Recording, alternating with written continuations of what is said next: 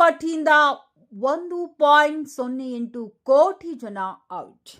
ಗೈರು ಶಾಶ್ವತ ಸ್ಥಳಾಂತರ, ಮೃತರು ಈಗಾಗಲೇ ಬೇರೆ ಕಡೆ ನೋಂದಾವಣಿಯಾದವರು ಮತ್ತು ಇತರೆ ಎಂದು 1.08 ಕೋಟಿ ಮತದಾರರನ್ನ ಗುರುತು ಮಾಡಿದ್ದಾರೆ. ಇವರ ಹೆಸರು ಆಗಸ್ಟ್ 24ರಂದು ಕೇಂದ್ರ ಚುನಾವಣಾ ಆಯೋಗ ಪ್ರಕಟಿಸುವ ಕರಡು ಮತದಾರರ ಪಟ್ಟಿಯಲ್ಲಿ ಇರಲ್ಲ.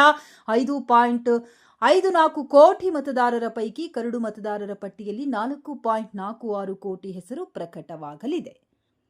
ಹಕ್ಕು ಮತ್ತು ಆಕ್ಷೇಪಣೆ ಸಲ್ಲಿಕೆ ವೇಳೆ ಮತದಾರರು ಈಗಾಗಲೇ ಗಣತಿ ನಮೂನೆಗಳಲ್ಲಿ ನೀಡಿರುವ ಮಾಹಿತಿಯಲ್ಲಿ ವ್ಯತ್ಯಾಸ ಕಂಡುಬಂದಲ್ಲಿ ಅಂತಹ ಮತದಾರರಿಗೆ ನೋಂದಣಿ ಅಧಿಕಾರಿ ನೋಟಿಸ್ ಜಾರಿಗೊಳಿಸಲಿದ್ದಾರೆ. ಆಗ ಮತದಾರರು ದಾಖಲೆಗಳನ್ನು ಇಆರ್ಒಗೆ ಸಲ್ಲಿಸಬೇಕು. ಅವುಗಳನ್ನು ಪರಿಶೀಲಿಸಿ ಮತದಾರರ ಹೆಸರನ್ನು ಅಂತಿಮ ಪಟ್ಟಿಯಲ್ಲಿ ಪ್ರಕಟಿಸಲಾಗುತ್ತದೆ. ನಿಗದಿತ ದಾಖಲೆ ನೀಡುವಲ್ಲಿ ವಿಫಲವಾದರೆ ಅಂತಿಮ ಮತದಾರರ ಪಟ್ಟಿಯಿಂದ ಕೈಬಿಡಲಾಗುತ್ತದೆ.